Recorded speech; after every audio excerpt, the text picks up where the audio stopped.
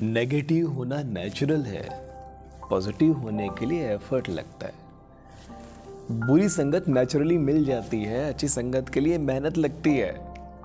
एक बात बताओ, शिक्षित होने के लिए, पढ़े लिखे होने के लिए, ज्ञान अर्जित करने के लिए यूनिवर्सिटीज़ हैं, स्कूल्स हैं, कॉलेज हैं, लेकिन निरक्षर होने के लिए कोई अलग से यूनिवर्सिटी बनाई गई है क्या? नहीं ना। ये बात समझनी दोस्तों, हम यहाँ हील करना सीखते हैं लाइफ के छोटे छोटे प्रॉब्लम्स को, जिन्हें सीख कर आप अपनी पर्सनल और सोशल लाइफ में ग्रो करते हैं, वो भी हैप्पी वाले अंदाज में। सबसे पहले ये बात समझिए कि नेगेटिव होना बिल्कुल नेचुरल है। ये डिफेंस मैकेनिज्म है।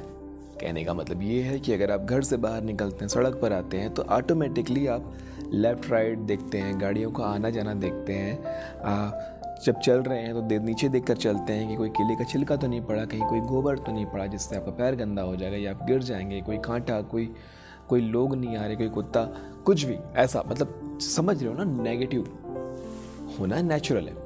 हमारे दिमाग को डिज़ाइन ही ऐसा किया है ताकि हम सर्वाइव कर सकें। हमारा दिमाग हमारे शरीर को बचाए रखने के लिए हमें नेगेटिव करता है। हम नेगेटिविटी के सही डोज के साथ जब हम डिफेंस मैकेनिज्म में होते हैं तो अपने आप को बचाते हैं। सपोज अगर हम ओवर पॉजिटिव हो गए, एकदम ज़्यादा पॉजिटिविटी का नारा लगाते हुए अगर हम सड़क में यूं ही चल गए तो ट्रक तो आके ले जाएगा हमें, है ना। तो कहने का मतलब ये है कि नेगेटिव होना नेचुरल है, उसको पॉजिटिविटी में लाना ये अननेचुरल है। तो इस अननेचुरल प्रोसेस को करने के लिए हमें थोड़ा एफर्ट लगता है, थोड़ी शिक्षा लगती है, थोड़ा ज्ञान लगता है। और भगवान का शुक्रिया अदा करो कि आपके अंदर पॉजिटिविटी नेचुरल नहीं हो रही। अगर पॉजिटिविटी नेचुरल हो गई ना तो हम टिक भी नहीं पाएंगे इस दुनिया में। हम अपने ओवर पॉजिटिविटी के चलते कहीं ना कहीं खत्म हो जाएंगे। बहुत ज़्यादा पॉजिटिव होने से आप क्या क्या गलतियाँ हो सकती है। आप किसी पे अंधा भरोसा कर सकते हैं, आप किसी पर किसी जगह पे आप जा सकते हैं, आ सकते हैं, रातों दरवाज़ा खुला छोड़ सकते हैं, अपनी गाड़ी को लॉक किए बिना कहीं भी जा सकते हैं, आप बिना देखे गाड़ी चला सकते हैं। बहुत सारी गलतियाँ हैं जो पॉजिटिव होकर आप कर सकते हैं, लेकिन क्योंकि आपका डिफेंस मैकेनिज्म आपको सिखाता है कि नेगेटिव होना ज़रूरी है, इसलिए आप नेगेटिव होते हो। तो अननेचुरली पॉजिटिव होने के लिए हमें क्या करना होता है? अच्छी संगत लानी होती है। अच्छी संगत मतलब सिर्फ लोगों की बात नहीं चल रही है, अच्छी किताबें, अच्छे वीडियोस, मोटिवेशनल वीडियोस, अच्छे लोगों का व्लॉग, या फिर जहाँ कहीं अच्छे सत्संग हो रहे हैं उन चीज़ों को जाके सुनना, देखना, बैठना, ये सारी चीज़ें अच्छी संगत में ही आती है, इसलिए इसे सत्संग कहते हैं। कहने का मतलब ये है कि अगर लोग पर आपको अच्छे दोस्त नहीं मिल रहे हैं तो आप अच्छी चीज़ों से संगत शुरू कर लो, क्योंकि देखो जो जिसे आप खोज रहे हो वो भी आपको ही खोज रहा है, ये एकदम फैक्ट है। अब भाई आपको अच्छी संगत नहीं मिल रही है, इसका मतलब ये है कि कहीं ना कहीं अच्छे लोगों की, अच्छी संगत की कमी है। तो क्यों ना आप वो चीज़ बन जाओ ताकि आप किसी को मिल जाओ, और जो आपसे मिलेगा वो आपके बराबर का ना सही, लेकिन कुछ हद तक वो भी अच्छा ही इंसान होगा, इसलिए वो आपको खोज रहा है। अट्रैक्ट लाइक बोलते हैं ना, मतलब जैसा वो है वैसे ही लोगों को वो खोज रहा है। जैसे आप हो वैसे ही आप दूसरे को खोज रहे हो, तो आपको वैसे दोस्त मिल जाएंगे जो आपसे जिनको आपसे फ़ायदा होगा और आपको उनसे फ़ायदा होगा।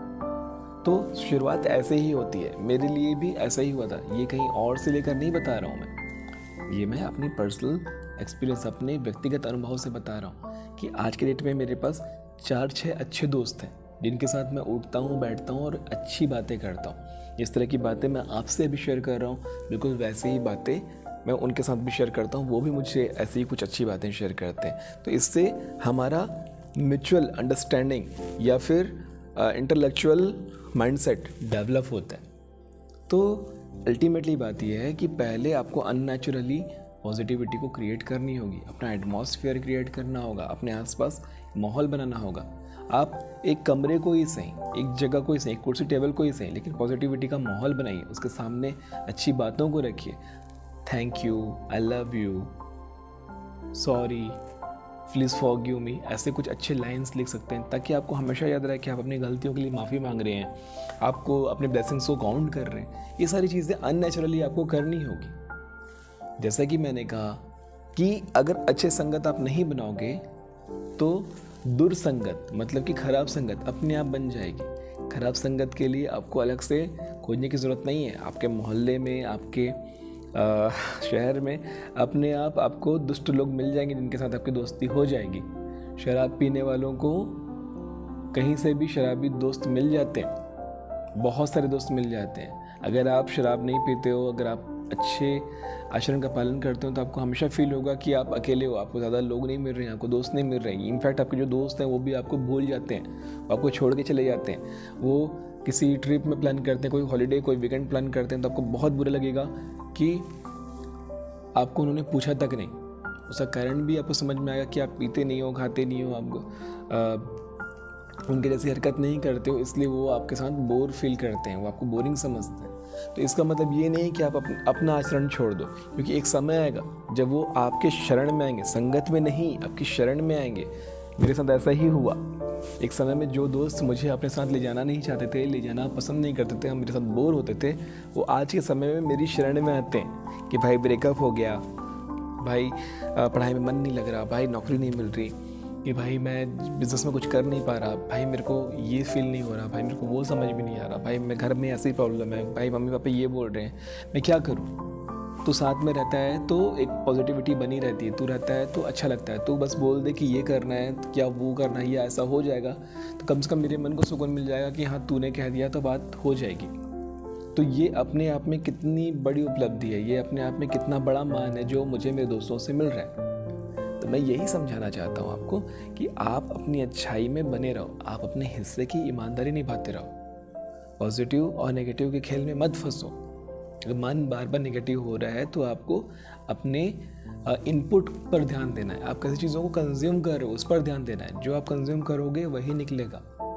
दिन भर प्याज खाओगे तो मुंह से इलायची की खुशबू नहीं आएगी, समझ रहे हो ना।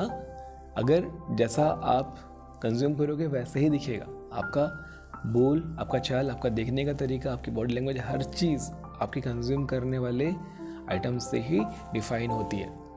तो घबराने का नहीं है। मन जैसा बोल रहा है उसे मत सुनो, बुद्धि जैसा बोल रहा है उसे सुनो। मन और बुद्धि में बहुत बड़ा फर्क है, इस पर भी कभी बहुत अच्छे से समझाऊंगा, ठीक है। आने वाले अध्यायों में बहुत सारी चीज़ें सीखनी बाकी है। मिलते हैं अगले अध्याय में, तब तक के लिए नमस्ते जी।